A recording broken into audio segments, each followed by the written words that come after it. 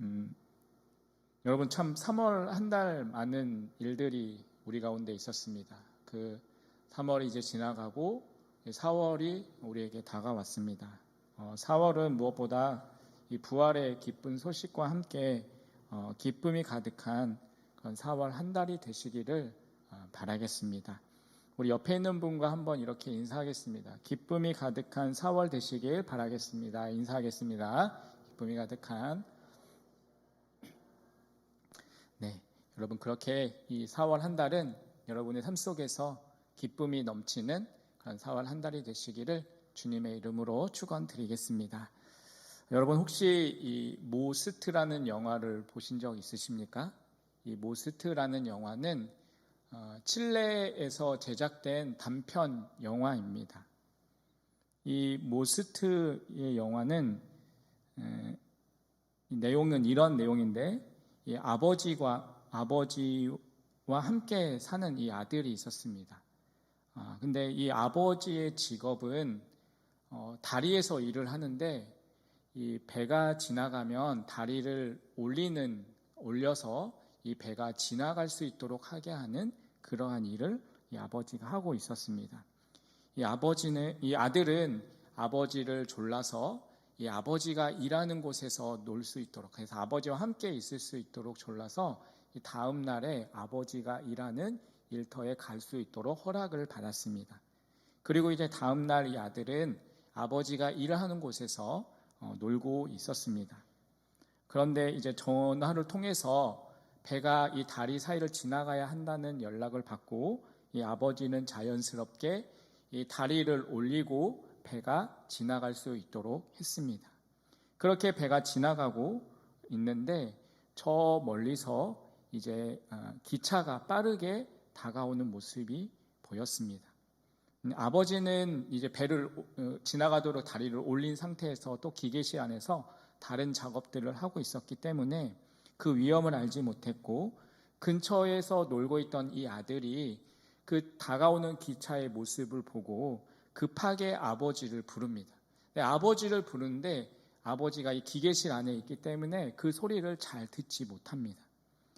그렇게 아버지를 애타게 부르지만 아버지가 반응을 보이지 않으니까 이 아들이 급하게 다리에 올라가서 수동 레버를 내려서 이제 수동으로 이 다리를 내릴 수 있도록 이 아들이 그 다리에 올라가서 레버를 당기려고 했습니다. 그런데 아이가 너무 작으니까 이게 잘 닿지 않아서 이렇게 잡으려고 하는 순간에 이 아이가 떨어져서 이 다리 사이에 끼게 되었습니다. 한편 뒤늦게 위험을 간지한 이 기차 기관사가 급하게 경적을 울렸고 그 경적 소리 들은 아버지가 이제 소리를 듣고 이제 다리를 내리려고 이제 주변을 봤는데 아들이 보이지가 않는 겁니다. 그래서 이렇게 찾다 보니까 그 아들이 이 다리 사이에 끼어 있는 모습을 아버지가 발견합니다. 그러다가 이제 이 아들을 만약에 구하려고 다리를 내리지 않으면 그 기차가 그대로 와서 충돌해서 기차에 탔던 사람들이 죽을 수밖에 없고, 만약 그 사람들을 살리기 위해서 이 다리를 내린다면 자신이 사랑하는 아들이 죽을 수밖에 없는 그러한 상황이었습니다. 선택해야 하는 그 순간 결국 아버지는 눈을 질끈 감으면서 결국 이 레버를 당기게 됩니다. 그 레버를 내리는 동시에 아버지는 절규하며 그 아들을 향해 뛰어갑니다. 한편 다리를 통과하는 그 기차의 안의 풍경은 그 전의 모습과 전혀 다르지 않은 모습입니다. 그곳에는 웃고 떠드는 승객들도 있고 사랑을 나누는 남녀가 있고 자기만을 생각하고 있어서 우울감에 빠져있는 우울한 사람도 있고, 여러분 그 사람들은 자신들의 그 일상을 위하여서 밖에서 어떠한 희생을 치렀는지 그들은 모른 채 그 기차는 그 다리를 지나가게 됩니다. 그 기차의 사람들을 살리기 위해서 다리에 낀 아들을 희생하는 그 아버지의 마음은 여러분 얼마나 아플까요? 제가 대학생일 때 그 영화를 처음 보았을 때는 그냥 아버지의 마음이 아프겠구나라는 그러한 생각이 들었습니다. 하지만 지금 결혼하고 자녀를 낳은 저의 모습에서 정말 그 아들을 희생하는 그 아버지의 마음이 얼마나 아프고 슬플까. 저 같으면 이 다리에 레버를 내리지 못했을 것 같습니다. 여러분, 저는 또 이 이야기를 보면서, 이 영화를 보면서 이 하나님 아버지의 그 마음과 생각이 들었습니다.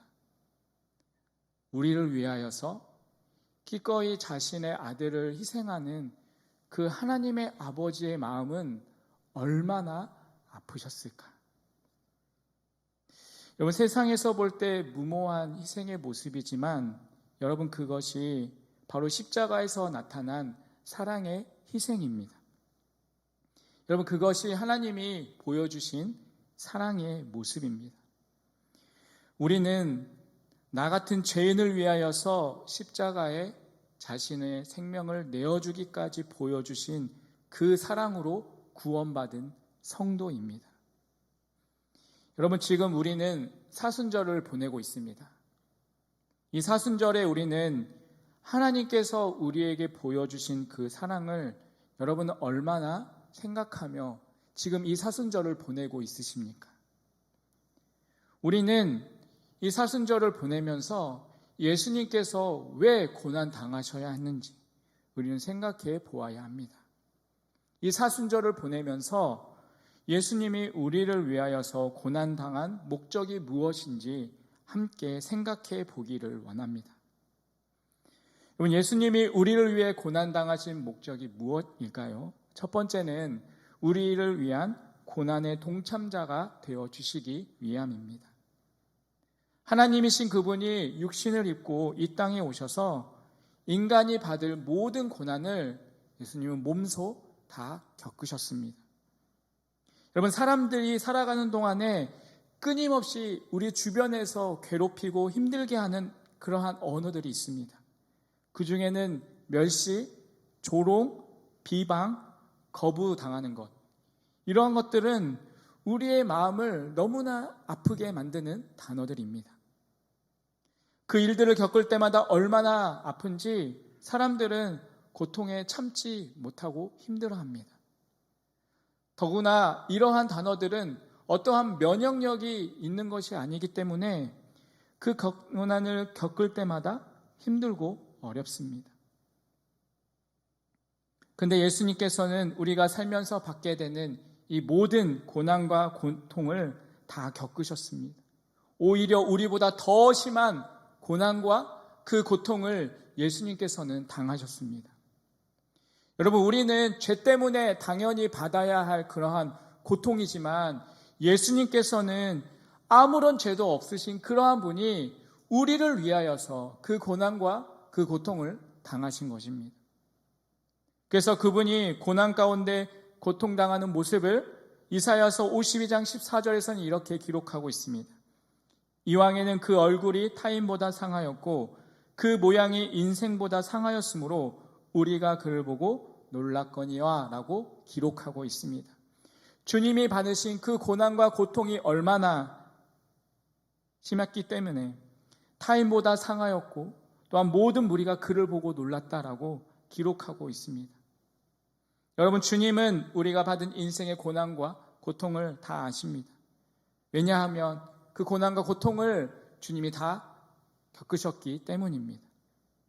그렇기 때문에 우리는 누구든지 그 고통 가운데서 주님을 의지하며 주님께 나아갈 필요가 있습니다. 사랑하는 성도 여러분, 혹시 여러분 가운데 아픔과 고통이 있으십니까?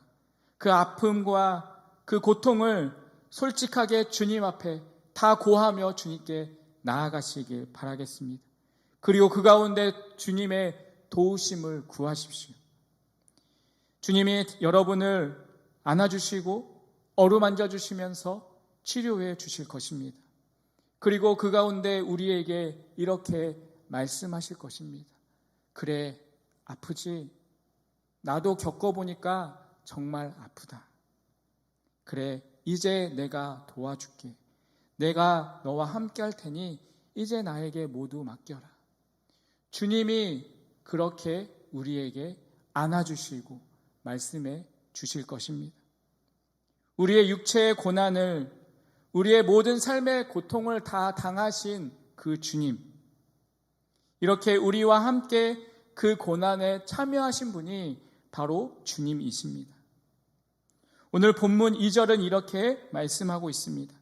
그는 주 앞에서 자라나기를 연한 순 같고 마른 땅에서 나온 줄기 같아서 고운 모양도 없고 분체도 없은즉 우리의 보기에 흠모할 만한 아름다운 것이 없도다라고 말씀하고 있습니다.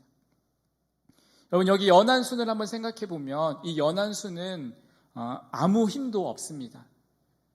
보잘것이 없고 그저 밟히기 쉬운 것이 바로 이 연한 순입니다. 마치 주님이 그러한 모습으로 이 땅에 오셨다라는 것입니다. 더구나 외모가 볼품이 없어 보이니까 세상이 그분을 귀하게 여기지도 않았습니다. 여러분, 세상 사람들은 얼마나 보이는 것에 집중하며 살아가고 있습니까? 세상은 갈수록 보이는 것에 민감해져 가고 또한 보이기 위해서, 잘 보이기 위해서 자신을 위장하고 또 다른 사람들에게 내가 잘 보이면 그것이 성공한 것처럼 그렇게 살아가고 있습니다. 여러분, 그것이 정말 하나님이 기뻐하시는 생각의 모습일까요? 외모를 보지 않고 중심을 보신다는 그 하나님이 정말 기뻐하시는 삶의 모습이겠습니까? 그렇지 않을 것입니다. 예수님은 그냥 단지 보이는 것만으로 인하여서 멸시받고 조롱당하셨습니다. 오늘 본문 3절은 이렇게 말씀하고 있습니다. 그는 멸시를 받아서 사람에게 실어 버림바 되었으며 간고를 많이 겪었으며 질고를 아는 자라. 마치 하나님에게 얼굴을 가리고 보지 않음을 받은 자 같아서 멸시를 당하였고 우리도 그를 귀히 여기지 아니하였도다 라고 말씀합니다. 여러분, 예수님께서는 그냥 우리의 아픔을 아는 정도가 아니라 그 질고를 경험하셨던 분이라는 뜻입니다. 머리만 아는 것이 아니라 삶 속에서 그 모든 것들을 체득하셨다는 것입니다. 또 마치 사람들이 그에게서 얼굴을 가리고 보지 않는 것 같이 멸시를 당하였고 우리도 그를 귀히 여기지 않았다라고 말씀하고 있습니다. 예수님은 정말 그 몸소 모든 멸시를 당하셨고 버림을 당하셨고 또 간고를 많이 겪으셨습니다. 여기 간고라는 말은 육체적인 아픔과 함께 정신적인 그러한 고통까지 다 당하셨다라는 말입니다. 여러분, 그런데 오늘 본문에 보면 우리의 마음을 더 아프게 하는 표현이 있습니다. 여러분, 세상 사람들은 다 그렇다 할지라도 우리는 어떤가 하는 것입니다. 오늘 본문의 3절 마지막 부분에 이렇게 말씀합니다. 우리도 그를 귀히 여기지 않았다.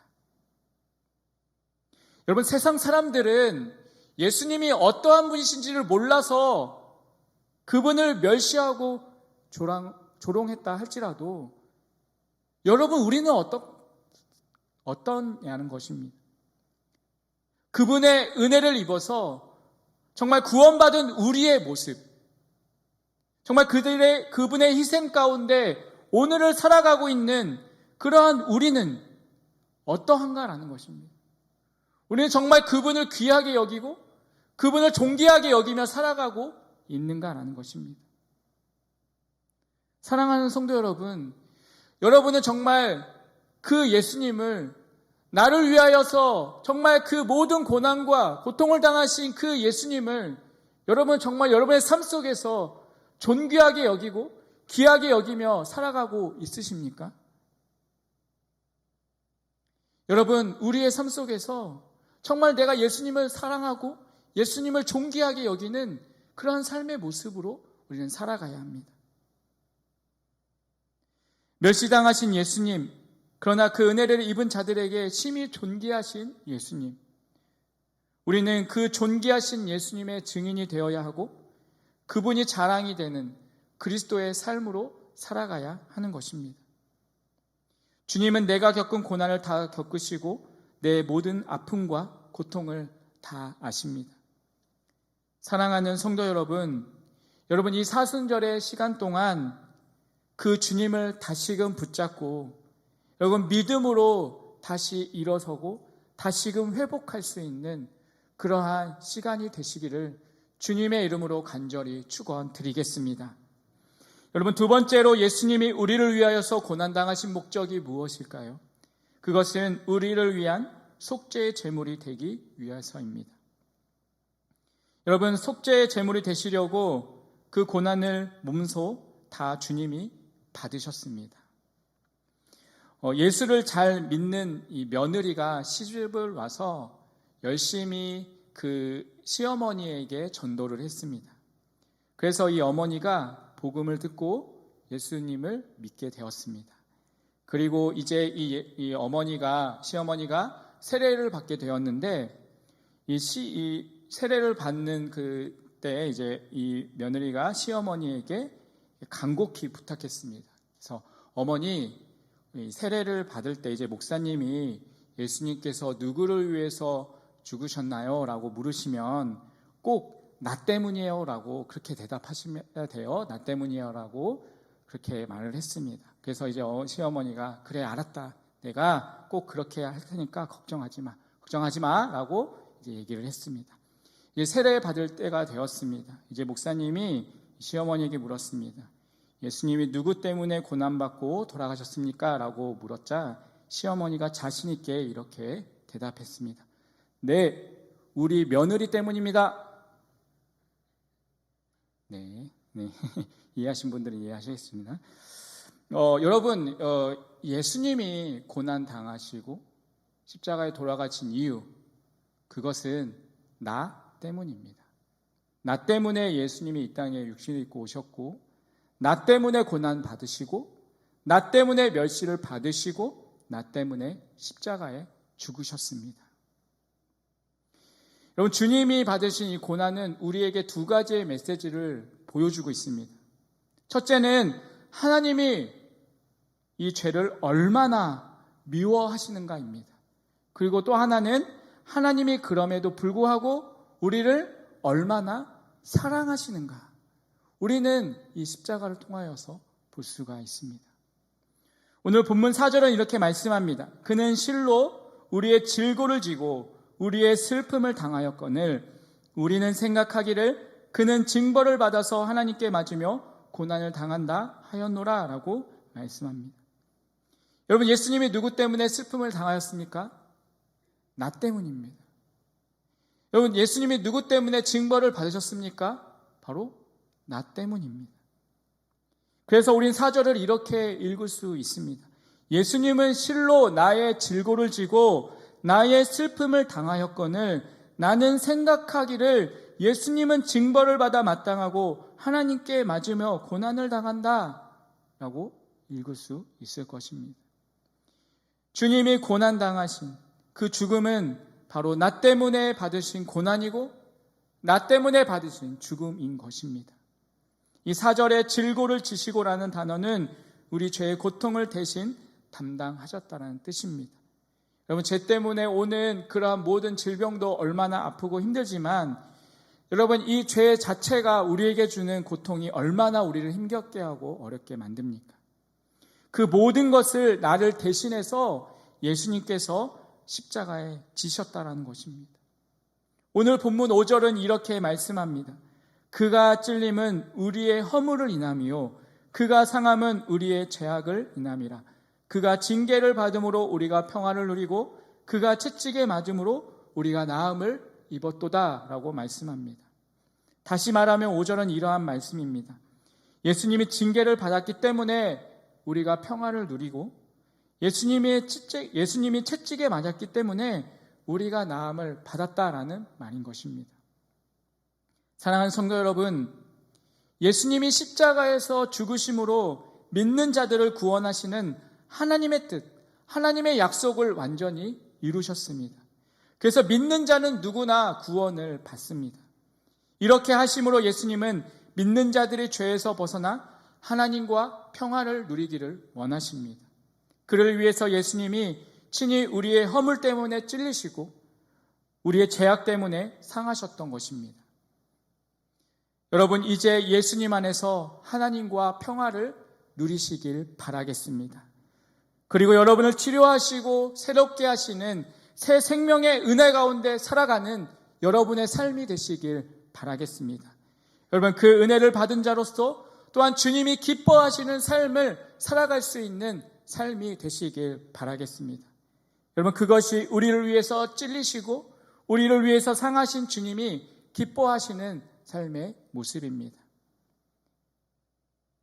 그렇게 속죄의 은혜를 받은 자로서 주님이 기뻐하시는 삶을 살아갈 수 있는 그런 우리 모두의 삶이 되시기를 주님의 이름으로 간절히 축원드리겠습니다.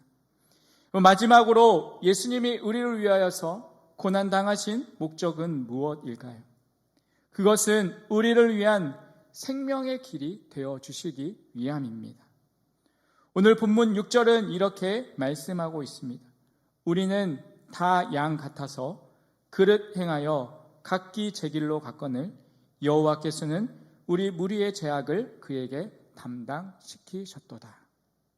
여러분, 오늘 본문을 보면 다 양 같다라고 말하고 있습니다. 여러분, 여기에는 어떠한 한 명도 예외가 없습니다. 모든 사람은 다 목자 없는 양같이 각기 제 길로 가면서 살아가고 있다는 것입니다. 그릇 행하다가 잘못된 삶을 살아가고 있다, 죄 가운데 빠진 채 살아가고 있다라는 그러한 뜻인 것입니다. 그냥 죄 가운데 빠져서 살아가다 보니까 그냥 각기 제 길로 가는 것입니다. 그 길이 자기에게 소망인 것처럼 그렇게 가지만 그 끝은 자기의 기대와는 다른 그러한 길의 모습입니다.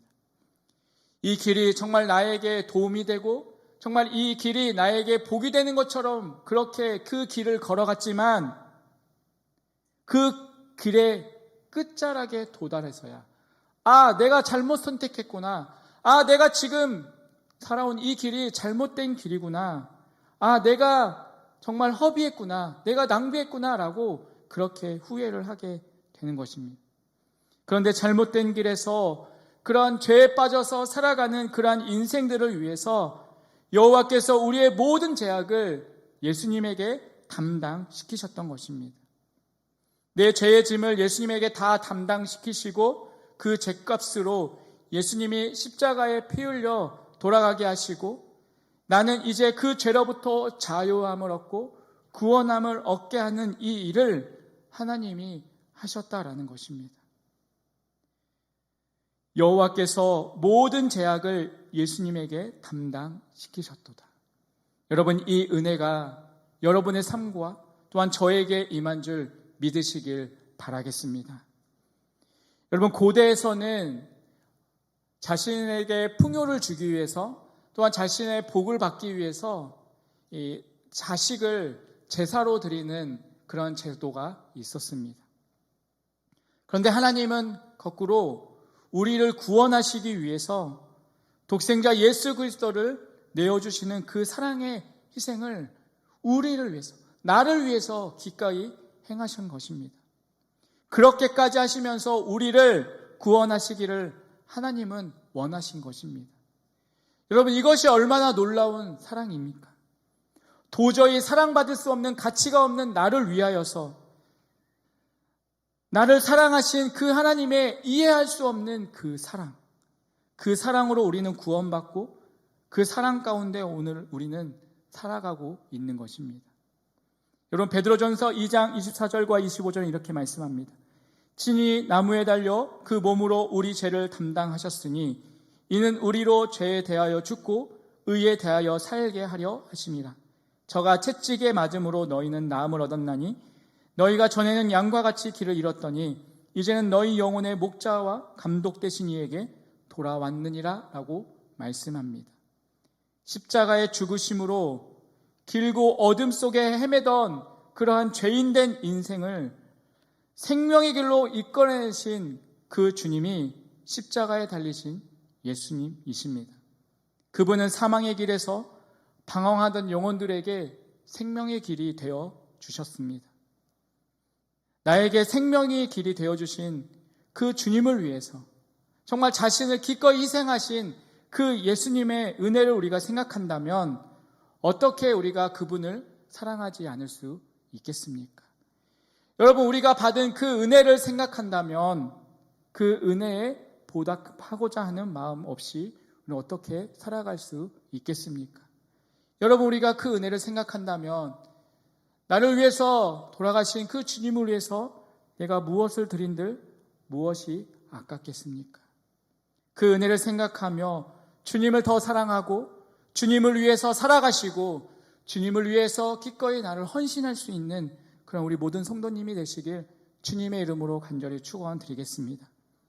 여러분, 우리는 너나 할 것 없이 모두 죄 가운데 빠져서 살던 죄인이고 또한 죽음 후에 하나님의 영원한 형벌을 받을 수밖에 없는 그러한 인생들입니다. 그러한 우리에게 복음이 나타났습니다. 이 복음이 무엇입니까?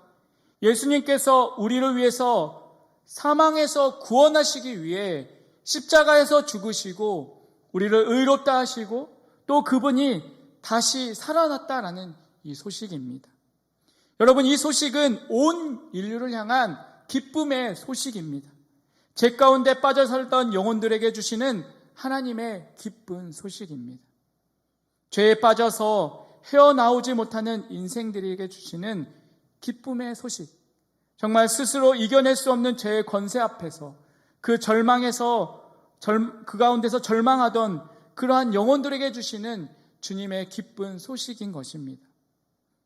여러분, 이 사순절을 보내면서 나를 사랑하시는 그 하나님을 더 깊이 묵상하는 시간이 되시기를 바라겠습니다. 여러분, 이제 부활주일이 다가옵니다. 이 부활주일에 이 구원의 기쁨을 함께 전하고 함께 누릴 수 있는 그러한 시간이 되었으면 좋겠습니다. 지금 우리 주변에는 여러 가지 상황으로 인해서 주저앉은 그러한 분들이 계십니다. 여러분, 그분들이 복음을 가지고 다시 일어설 수 있도록 함께 우리가 전하는 시간이 되었으면 좋겠습니다. 주저앉고 넘어져 있는 그분들이 다시금 이 예수 그리스도의 그 은혜의 복음을 붙잡고 믿음으로 다시 한번 일어설 수 있는 그러한 이 사순절과 또한 고난주간과 또한 그러한 부활주일이 되었으면 좋겠습니다.